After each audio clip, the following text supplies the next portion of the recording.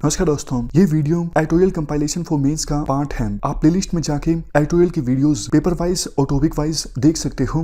और अगर आप दिसंबर 2019 के बाद की वीडियोस को देखना चाहते हो तो वीडियो के नीचे मौजूद ज्वाइन बटन की सहायता से आप मेंबरशिप को ज्वाइन कर सकते हो। चलिए डिस्कशन स्टार्ट करते हैं। आप जीएस पेपर 2 के इस टॉपिक से आर्टिकल को रिलेट कर सकते हो। बेसिक्स की बात हम पहले करते हैं। इंडिया देखो एक by cameral system of legislature है, जैसे पार्लियामेंट में दो हाउसेस हैं, राज्यसभा और लोकसभा। आर्टिकल 169 जो है संविधान का, इस आर्टिकल में प्रोविजन है स्टेट में भी लेजिस्लेटिव असेंबली के अलावा लेजिस्लेटिव काउंसिल हो सकती है। अभी देखो हमारे देश में 6 ऐसे राज्य हैं जहां पर लेजिस्लेटिव असेंबली के अलावा लेजिस्लेटिव काउंसिल हैं। कौन से ये 6 राज्य हैं? आंध्र प्रदेश, तेलंगाना, उत्तर प्रदेश, बिहार, महाराष्ट्र और कर्नाटक।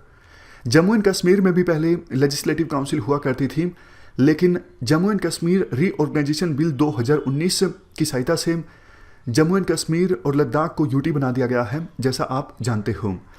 आर्टिकल 169 में ये लिखा हुआ है, पार्लियामेंट किसी भी स्टेट में लेजिस्लेटिव काउंसिल बना सकती है सिंपल मेजोरिटी के साथ। लेकिन अब आप ध्यान से सुनिएगा, ये पार्लियामेंट तब करेगी अगर किसी स्टेट की लेजिस्लेटिव असेंबली के द्वारा स्पेशल मेजोरिटी के साथ ये रेजुलेशन पास किया जाता है। मैं आपको एग्जांपल देता हूँ। उड़ीसा में अभी लेजिस्लेटिव असेंबली है, लेजिस्लेटिव काउंसिल नहीं है। उड़ीसा चाहता है कि हमारे स्टेट में भी लेजिस्लेटिव काउंसिल हो, तो उड़ीसा की लेजिस्लेटिव असेंबली जब स्पेशल मेजोरिटी के साथ असेंबली में एक रेजुलेशन पास करेगी इससे संबंधित, और वो रेजुलेशन भेजा जाएगा पार्लियामेंट के पास। उसके बाद पार्लियामेंट एक सिंपल मेजोरिटी के साथ ये प्रोविजन कर सकती है कि उड़ीसा में लेजिस्लेटिव काउंसिल इस्टेब्लिश कर दी जाए।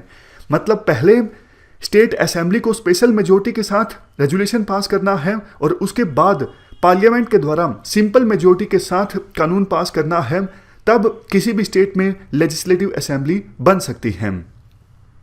स्पेशल मेजोरिटी का मतलब आपको पता है कि टोटल मेंबरशिप जितनी है हाउस की, इसके अलावा जितने मेंबर्स प्रेजेंट हैं वोटिंग के लिए, उनकी 2/3 मेजोरिटी। तो स्पेशल मेजोरिटी की कंडीशंस को पूरा किया जा सकता है इन 2 कंडीशंस के द्वारा। इसके अलावा देखो, जैसे राज्यसभा एक कंटिन्यूइंग चैम्बर है, राज्यसभा कभी डिसोल्व नहीं होती, लोकसभा हर 5 साल के बाद डिसोल्व होती है। उसी प्रकार से जो ये लेजिस्लेटिव काउंसिल है, ये भी एक परमानेंट बॉडी है।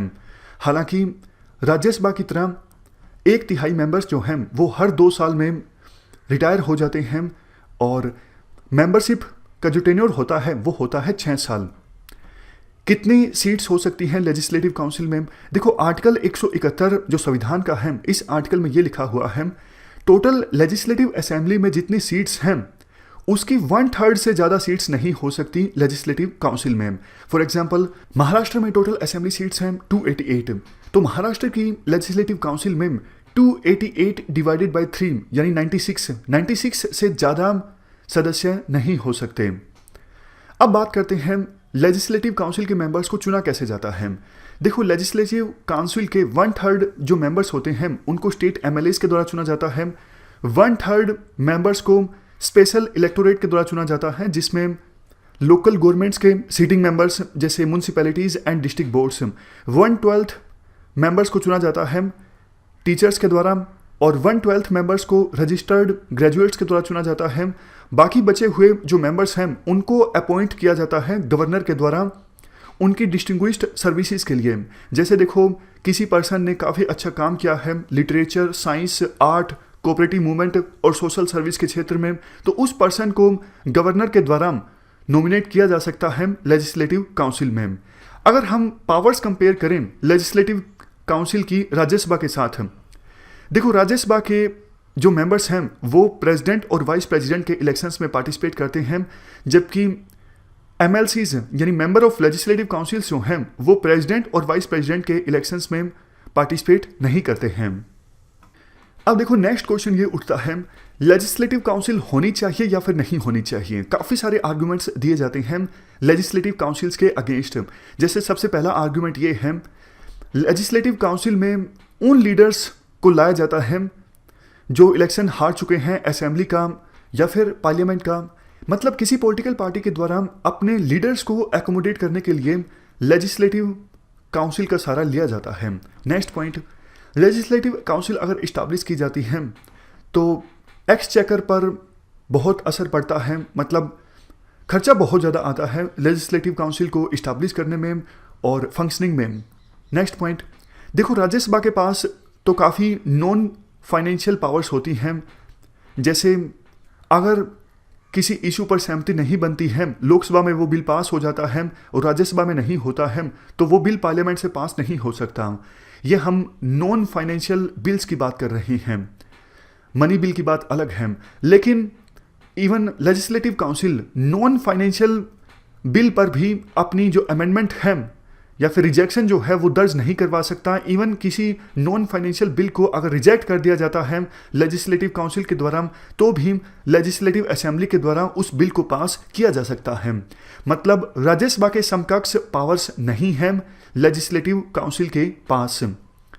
और जैसा हमने डिस्कस किया, इवन देखो प्रेसिडेंट और वाइस प्रेसिडेंट के इलेक्शंस में भी लेजिस्लेटिव काउंसिल के जो मेंबर्स हैं वो वोट नहीं दे सकते हैं। इवन राज्यसभा के मेंबर्स का जब इलेक्शन होता है तो उसमें भी वोट नहीं किया जा सकता है लेजिस्लेटिव काउंसिल के मेंबर्स के द्वारा।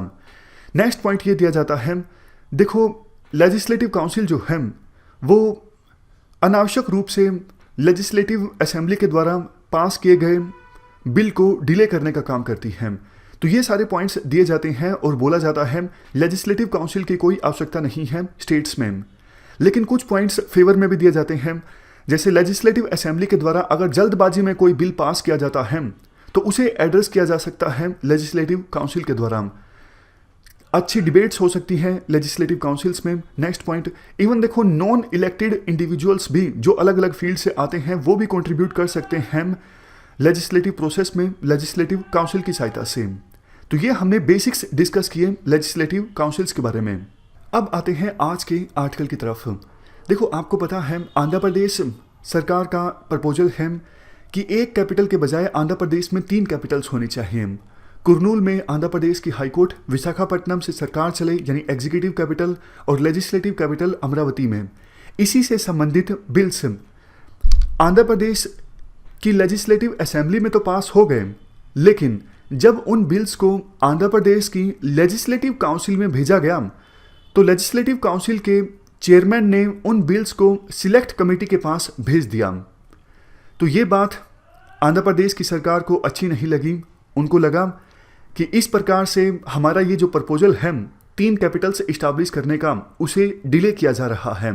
देखो ध्यान देने वाली बात यह है, जैसा हमने शुरुआत में डिस्कस किया था, लेजिस्लेटिव काउंसिल चाहकर भी लेजिस्लेटिव असेंबली के बिल को रोक नहीं सकती। मैक्सिमम डिले किया जा सकता है। पार्लियामेंट में सीन अलग है। अगर लोकसभा से कोई बिल पास हो गया, राज्यसभा में नहीं हुआ, तो डेडलॉक हो जाता है दोनों हाउसेस के बीच। तो फिर जॉइंट सीटिंग का प्रोविजन है, वो बिल पास नहीं हो सकता राज्यसभा से पास हुए बिना। अगर बिल फाइनेंशियल बिल है तो वो एक अलग इशू है। लेकिन स्टेट के केस में इवन अगर लेजिस्लेटिव काउंसिल से कोई बिल पास नहीं होता है 3 महीने के अंदर अंदर, तो जॉइंट सीटिंग का कोई प्रोविजन नहीं है। इस केस में अगर स्टेट असेंबली फिर से उस बिल को पास कर देती है तो 1 महीने के अंदर अंदर लेजिस्लेटिव काउंसिल को उस बिल को पास करना होता है या फिर रिजेक्ट करना होता है। इवन दूसरी बार में अगर रिजेक्ट कर भी दिया जाता है लेजिस्लेटिव काउंसिल के द्वारा बिल, तो वो बिल पास माना जाता है और उसके बाद सिर्फ गवर्नर की एसेंट की आवश्यकता होती है। मतलब मैक्सिमम लेजिस्लेटिव काउंसिल के द्वारा किसी बिल को 4 महीने तक डिले किया जा सकता है, 3 मंथ्स प्लस 1 मंथ। लेकिन आंध्र प्रदेश की सरकार नहीं चाहती ये बिल 4 महीने भी डिले हो, तो उन्होंने क्या निर्णय लिया? उन्होंने ये निर्णय लिया लेजिस्लेटिव काउंसिल को एबोलिश कर दिया जाए। मैं फिर से बोलता हूँ, लेजिस्लेटिव काउंसिल को एबोलिश करने का निर्णय लिया गया है आंध्र प्रदेश की सरकार के द्वारा, क्योंकि हुआ ये है लेजिस्लेटिव काउंसिल के द्वारा बिल नहीं पास किया गया जो लेजिस्लेटिव असेंबली से पास हो गए थे। कैपिटल्स के डिसेंट्रलाइजेशन से संबंधित लेजिस्लेटिव काउंसिल के चेयरमैन ने बिल्स को भेज दिया सिलेक्ट कमेटी के पास। तो इस मुद्दे पर एक बड़ी कंट्रोवर्सी पैदा हो गई है। काफ़ी पॉलिटिकल एक्सपर्ट्स का कहना है, देखो किसी भी स्टेट का ये अधिकार है, वो जब चाहे लेजिस्लेटिव काउंसिल को रिवाइव कर सकती है या फिर एबोलिश कर सकती है। लेकिन टाइमिंग जो है वो हैरान करने वाली है कि लेजिस्लेटिव काउंसिल ने बिल्स को नहीं पास किया, जल्दी से सिलेक्ट कमेटी के पास भेज दिया, तो आपने अगले ही दिन ये निर्णय लिया कि हम असेंबली में बिल लेके आएंगे लेजिस्लेटिव काउंसिल के एबोलिशन से संबंधित। ये तो प्योर पॉलिटिक्स हो गई, ऐसा नहीं होना चाहिए। अभी देखो स्टेटस ये है, आंध्र प्रदेश की जो स्टेट असेंबली है वो स्पेशल मेजोरिटी के साथ रेजोल्यूशन पास कर चुकी है कि स्टेट लेजिस्लेटिव काउंसिल को एबोलिश कर दिया जाए, लेकिन वो रेजोल्यूशन जाएगा पार्लियामेंट के पास और पार्लियामेंट सिंपल मेजोरिटी के साथ कानून पास करती है, तब जाके आंध्र प्रदेश की जो लेजिस्लेटिव काउंसिल है वो एबोलिश हो जाएगी। देखो रिसेंट एक्सपीरियंस ये बताता है, वो स्टेट्स जहाँ पे लेजिस्लेटिव काउंसिल नहीं है या फिर पहले थी जिनको एबोलिश कर दिया गया है, वो फिर से स्टेट लेजिस्लेटिव काउंसिल के रिवाइवल की कोशिश करते हैं। जैसे राजस्थान, असम, उड़ीसा, मध्य प्रदेश, इन्होंने अभी रेजोल्यूशन पास किया हुआ है स्टेट लेजिस्लेटिव काउंसिल की रिवाइवल के लिए, लेकिन पार्लियामेंट्री अप्रूवल मिलना बाकी है। तमिलनाडु में भी जो पहले डीएमके की सरकार थी, उन्होंने लेजिस्लेटिव काउंसिल के रिवाइवल के लिए स्पेशल मेजोरिटी के साथ रेजोल्यूशन पास किया था, लेकिन पार्लियामेंट्री अप्रूवल नहीं मिल सका था। इवन आंध्र प्रदेश में भी पहले ऐसा हो चुका है, लेजिस्लेटिव काउंसिल को एबोलिश किया जा चुका है और बाद में फिर से रिवाइव किया जा चुका है। लेकिन देखो हमारे देश में कोई सहमति नहीं है, कोई कंसेंसस नहीं है स्टेट्स में लेजिस्लेटिव काउंसिल होनी चाहिए या फिर नहीं होनी चाहिए। जब असम और राजस्थान ने ये मांग की थी, मतलब वहाँ की असेंबलीज ने स्पेशल मेजोरिटी के साथ रेजोल्यूशन पास किया था लेजिस्लेटिव काउंसिल के रिवाइवल के लिए, तो पार्लियामेंट में बिल्स भेजे गए थे पार्लियामेंट्री कमेटी के पास। पार्लियामेंट्री कमेटी ने ये सजेस्ट किया था सेंट्रल गवर्नमेंट एक नेशनल पॉलिसी लेके आए, स्टेट्स में अपर हाउस होना चाहिए या फिर नहीं होना चाहिए, ताकि पूरे देश में एक यूनिफॉर्मिटी आए। लेकिन देखो क्वेश्चन ये भी उठता है जो हमने पहले डिस्कस किया, ये भी देखना जरूरी है कि लेजिस्लेटिव काउंसिल अपने इंटेंडेड पर्पजेस को पूरा भी कर पा रही हैं या फिर नहीं कर पा रही हैं, या फिर फेल्ड लीडर्स का पार्किंग हब बन के रह गई हैं लेजिस्लेटिव काउंसिल्स। ये भी ध्यान में रखना होगा जब नेशनल पॉलिसी इस दिशा में सरकार के द्वारा बनाई जाती है। तो ये हमने पूरा आर्टिकल डिटेल से डिस्कस किया। इस डिस्कशन में फिलहाल इतना ही है। Thank you very much for discussion.